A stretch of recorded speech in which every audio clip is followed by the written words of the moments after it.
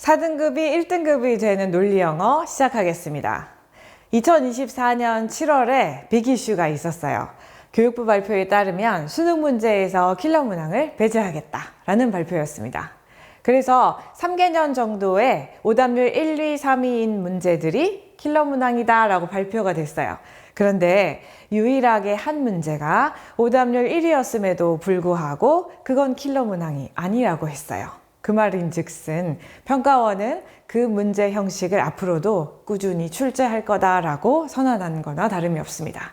자, 그래서 오늘은 그 형식이 적용이 된 문제를 볼 건데요. 그렇게 난이도가 높지 않은 문제이기 때문에 이 영상을 시청하시는 수능형 지문을 공부하고 있는 중고등학생들은 참조하시면 좋을 것 같습니다. 자, 들어가 보실게요. 이항 대립 혹은 대조 형식을 썼다 아니면 이항 대립 형식을 썼다 비슷한 말입니다.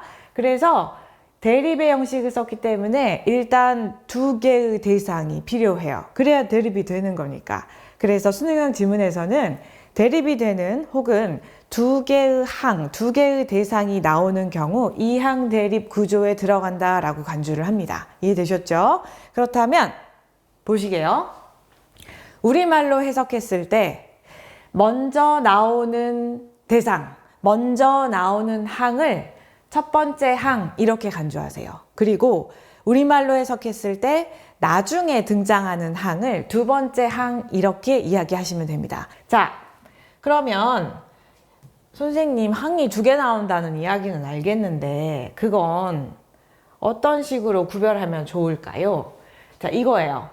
as opposed to를 쓰면 뒤에 거와는 반대로 앞에 거야.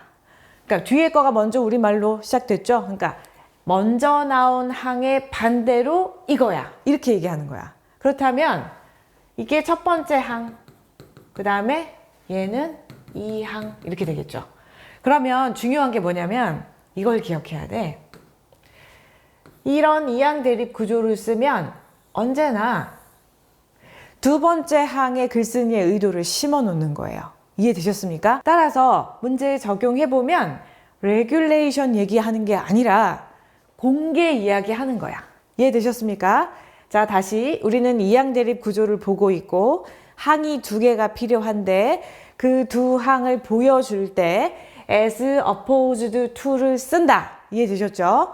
그래서 이 지문 같은 경우는 레귤레이션 이야기를 하는 게 아니라 disclosure, 즉 공개에 대한 이야기를 하는 거예요. 이해되셨죠? 그렇다면 해석해보면 공개에 이점이 있어. 근데 그건 regulation에 반하는 거야. regulation에 반하는 공개는 이점이 있는데 그게 뭐냐면 여기 있죠? 유연해. 그리고 시장경제 운영을 존중해. 오케이? 그 다음 regulation 이야기가 이제 여기서 시작하고 있어요. 규제는 무딘 칼과 같고 다양성을 무시하고 그리고 의도치 않게 부작용이 있어. 이렇게 이야기했어요. 그러면 자, 우리가 정리를 한번 해볼까? 첫 번째 항, 1항, 규제 이야기. 그 다음 두 번째 항은 무슨 이야기? 공개 이야기. 그런데 애초에 첫 번째 문장에서 공개 이야기, 공개는 좋은 거예요 라는 이야기를 했어. 왜? 이점이 있다 그랬으니까. 근데 규제는 뭐야? 마이너스야. 왜? 규제는 aggressive forms이기도 하고 blunt이기도 하고 그리고 의도치 않게 때로는 거스르는 효과를 만들어내기도 한다라고 했으니까. 자, 그 다음 파악이 됐죠. 각 항의 특징이 파악이 된 거예요. 그런데 세 번째 문장에서 연결어를 줬어. 그건 for example이네. 언제 씁니까? 지금까지 얘기했던 동일한 속성을 for example에서 다시 예로 들어서 증명해 주는 거예요. 내 말은 즉슨 연결어 for example 이전에 반드시 글쓴이의 의도가 등장해야 한다는 점입니다. 이해되셨죠? 그리고 연결어 for example부터는 혹시 불안하시면 조금 가속도를 내서 읽어주시면 좋지만 대부분 의도 파악은 for example 앞에서 끝나기 때문에 여기서는 더 이상의 시간 낭비를 안 하시는 게 좋습니다. 그리고 또 하나 여기서 팁으로 하나 더 알려드리고 싶은 건 연결어 for example은 동일한 속성을 다시 예로 들어주되 연결어가 for example이 나오면 그 아래 등장하는 역접이나 대조의 연결어는 무의미해요. 그래서 제가 체크는 해놨지만 by contrast라 이러한 대조적으로 하지만 이러한 역접이나 대조를 나타내는 연결어에 신경 쓰지 말라는 이야기예요. 여기는 의미가 없어. 왜? 예시가 이미 시작되고 있으니까. 예시가 시작됐다는 점은 의도가 for example 앞에 등장한다는 이야기니까. 이해되셨죠? 대입파악 문제를 풀고 계십니다. 그렇다면 주제는 우리가 읽었던 두 번째 문장까지 정리가 되겠죠? 정답은 얘 이야기를 해야 돼. 공개. 어딨어? 여기 있네. 정보를 공개하는 거야. 근데 그게 뭐가 있어? 자, 이점이 있다. 이렇게 해서 간단하게 문제를 풀 수 있겠습니다. 자, 정리를 다시 한번 해봅시다. 우리는 이항대립 구조의 형식을 보고 있는 거예요. 이항대립 구조의 형식인지 어떻게 알아? 힌트가 as opposed to에 있어요. 이 말은 뒤에 거와는 반대로 앞에 거야. 이렇게 이야기하는 거야. 그래서 두 개의 항이 필요한데 우리말로 해석했을 때 먼저 나오는 항은 첫 번째 항. 그 다음 우리말로 해석했을 때 나중에 나오는 항이 두 번째 항. 그렇다면 얘와는 반대로 공개 이렇게 얘기했기 때문에 자, disclosure에 대한 이야기입니다. 그리고 항 두 개가 있을 때 나중에 나오는 항에 대해 글쓴이의 의도를 실어 놓는다는 것. 나중에 나온 항 이야기를 전체적으로 하는 거예요. 그걸 잊지 마시면 되겠습니다. 자, 다음 문제 풀어보시죠. 자, 이것도 마찬가지예요. 앞서 나온 그 이항대립 구조의 문제를 하나 보셨으면 이건 약간 변형인데요. 아까 as opposed to를 봤어. 근데 이 문제는 그게 아니야. 그럼 비교급을 썼지. 여러분, 비교하려면 비교의 대상이 존재해야 돼요. 당연히 두 개가 나와야 하겠지. 따라서 대상 1, 그 다음에 대상 2. 그렇다면 이걸 첫 번째 항은 오리지널 프로덕션에 관한 내용이고, 그리고 두 번째 항, 이제 글쓴이의 의도를 심어 놓는 두 번째 항은 mending, restoring이에요. 이해되셨죠? 그러면 오리지널 프로덕션이니까 제작, 이거는 상품 제작, 그 다음 얘는 수리하는 것, 이렇게 항 두 개가 나누어지죠. 그렇다면 항 두 개가 나왔으니까 정리를 먼저 해봅시다. 두 번째 항은 자, 수리, 그 다음 첫 번째 항은 제작, 이렇게 나뉘어지는 거예요. 자, 항 두 개가 나오죠? 이해되셨죠? 그러면 내용이 더 전개가 되니까 자세하게 써볼게요. 제작이냐 아니면 수리냐, 이렇게 일단 나왔습니다. 첫 번째 문장 보시죠. 수리를 해. 물건을 수리하는 거지. 근데 이게 물건 수리하는 게 창의성이 더 필요해. 뭐보다? 제작을 하는 것보다. 수리하는 게 제작하는 것보다 창의성이 더 필요하다. 여기서 뭐가 나왔죠? 산업화 이전 시기에. 산업화 이전 시기를 들여다봅시다. 대장장이가 물건을 만들어 제작을 해. 자, 근데 사람들이 원하는 방식으로 만들어줘. 그래서 커스터마이징 해주는 거지. 때로는 이렇게 수정도 해주고 변형까지 시켜줘. 이런 게 산업화 이전 시기에 대장장이가 했던 루틴이었어. 여기까지 이해되셨죠? 그 다음 고객들은 물건을 이제 만들어 줬는데 그 고객들이 근데 그런 물건을 다시 가져오기도 해. 만약에 뭔가가 그 제품에 잘못됐다는 점이 있으면 다시 가지고 와. 자, 그 다음 여기가 중요하지. 왜 갖고 와? 왜냐하면 수리는 제작의 연장선상이야.